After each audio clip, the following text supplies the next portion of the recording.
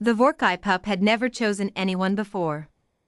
That was the first thing every cadet learned when they arrived at the Interstellar Defense Academy's Beast Training Division. Vorkai were apex predators from the death forests of Relo's 4, six-limbed, Shadow Dark, with 4 rows of serrated teeth and eyes that glowed amber in the dark. They were not pets. They were not companions. They were weapons, bonded only through dominance, submission, and survival instinct. The galaxy's most feared military beast corps ran on Vorkai, and the only reason the Galactic Union could field them at all was because a handler who lost their Vorkai's respect usually didn't live long enough to file a report. Every species that had tried to bond with Vorkai had failed in some way. The Keth bonded through chemical pheromone submission, effective but brittle. The moment a Keth handler showed stress, the Vorkai read it as weakness and the results were catastrophic. The Drenali tried sonic dominance rituals passed down through 17 generations. It worked, technically, but the Vorkai bonded to the sound, not the being, and the bond shattered the moment a handler went silent. The Sulen used neural link technology, the most stable method yet, but the Vorkai still only tolerated them. Never chose them. Instructor Kale Veyron had been running the Advanced Beast Integration Program for 11 years. He had trained 342 cadets across 14 species. He had seen bonds form and shatter. He had seen cadets cry, bleed, and quit. He had never, in 11 years, seen what he saw on the 43rd day of the current intake cycle. Mara Ellison was not supposed to be exceptional. Her file said she was 24, standard Earth years. Former veterinary medic from the Outer Reach colonies. No combat record. No psionic rating. No special biological advantages, no enhanced reflexes, no chemical secretion glands, no subsonic vocal range. She was, by every measurable metric, the least threatening cadet in the cohort. The other species in her intake group were quietly baffled by her presence. The Keth cadet, Suvan, had asked her directly on day 1, "What is your dominance mechanism?" Mara had blinked. "My what?" "Your mechanism," Suvan repeated patiently. "Chemical? Sonic? Neural? Gravitational pressure? What do you use to assert rank?" Mara had thought about it for a genuinely long moment and said, "I talk to them? And I try to understand what they need?" Suvan had stared at her for 6 full seconds and then walked away without another word. The Vorkai pup designated Unit Sable 7 had been assigned to the Free Choice Integration Pen, a large enclosed space where 6 pups were released among 18 cadets, with no assigned pairings.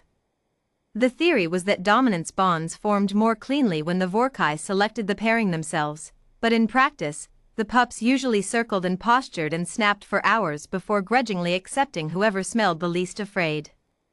Instructor Veyron watched from the observation deck above, arms folded, expression neutral.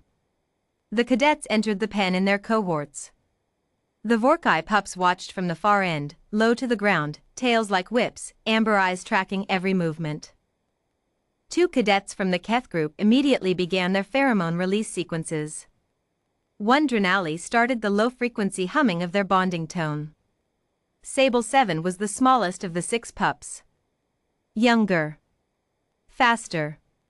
The most unpredictable, according to the behavioral notes, prone to what the handlers diplomatically called independent decision-making, which meant it had already bitten through 2 feeding harnesses and disassembled a monitoring drone out of what appeared to be pure curiosity. It should have been the last to choose. The most difficult bond to form.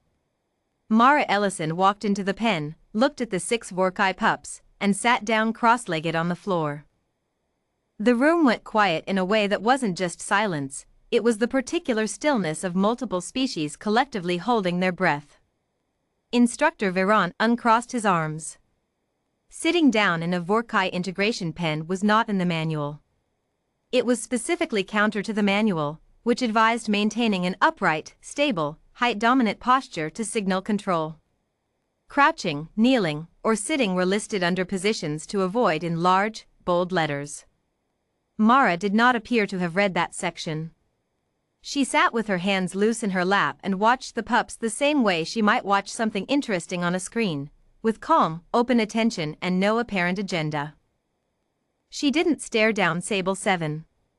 She didn't stare down any of them. Her gaze moved slowly, casually, like she was just looking.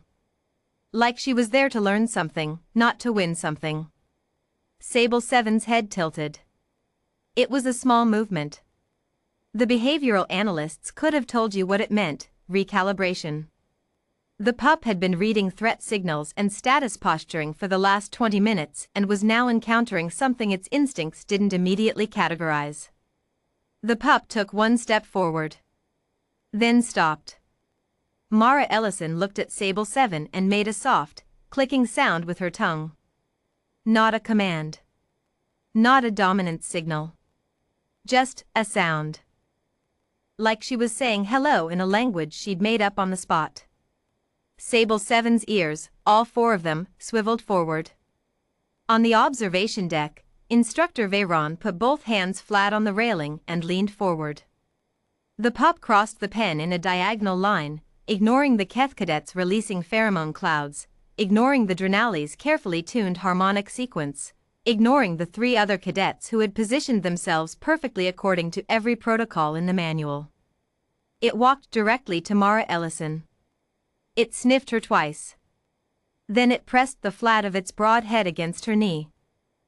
Mara's hand came up slowly. She didn't grab, didn't clutch, just laid her palm flat on the pup's neck, and Sable 7 made a sound that the universal translator rendered as. Then it sat down beside her. The other pups were still circling their respective cadets. No one else in the pen had bonded yet. Sable 7 had chosen in under 4 minutes, and it had chosen the one cadet who had done nothing the manual prescribed. Instructor Veyron straightened up. His face, which had been carefully neutral for 11 years, did something it hadn't done in a very long time. He smiled. Then he walked to the panel beside the observation window and sealed the room. Standard protocol said the integration period was 2 hours. The instructor sealed the room when he was satisfied the bond had formed sufficiently to move to containment phase.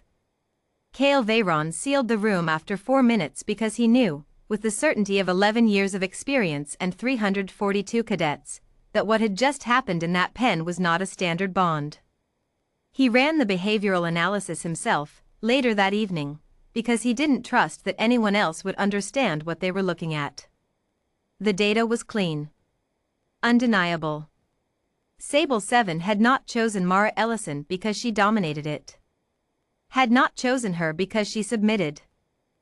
Had not triggered any of the 7 documented Vorkai bonding pathways, not pheromone, not sonic, not neural, not size dominance, not threat display, not resource control, not pain tolerance. The pup had chosen her because she sat down. Because she'd made herself small and unthreatening and curious, and the Vorkai pup, a predator from a death world, a creature hardwired to read every being in a room as either threat or prey, had encountered something it genuinely didn't have a category for, and had walked toward it instead of away from it. The analysis engine flagged the bonding mechanism as unknown, insufficient precedent for classification. Kale Veyron saved the file under a new folder he labeled Human, Ellison, M. Then he opened a new document and began the first draft of what would eventually become a 40-page addendum to the Vorkai Integration Manual, titled Non-Dominant Bonding Mechanisms, a case study in behavioral disarmament and trust induction via passive engagement. In the plain language of the Academy's internal memo that he sent to the division commander the following morning, he wrote: The human cadet did not attempt to dominate the Vorkai. She did not submit to it. She was simply not afraid of it, and she was interested in it, and she let it make its own choice. The Vorkai chose her in under 4 minutes. For context, our fastest previously recorded voluntary bond was 11 minutes and required a Keth cadet with 30 hours of pheromone conditioning. I don't have a framework for what I observed yesterday.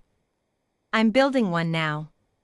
Below that, almost as an afterthought, he added: Recommend Cadet Ellison for advanced integration track. Also recommend we admit more humans. In the bonding pen, Sable 7 slept curled around Mara's legs, its 4 amber eyes closed, its breathing slow and even.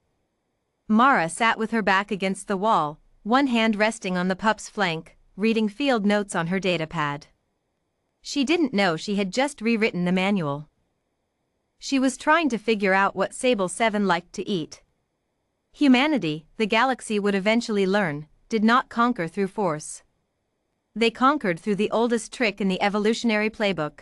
They made you feel, against all reason and evidence, that they were safe to be around. The Vorkai, apex predators of the death forests of Relos 4, were simply the first to notice.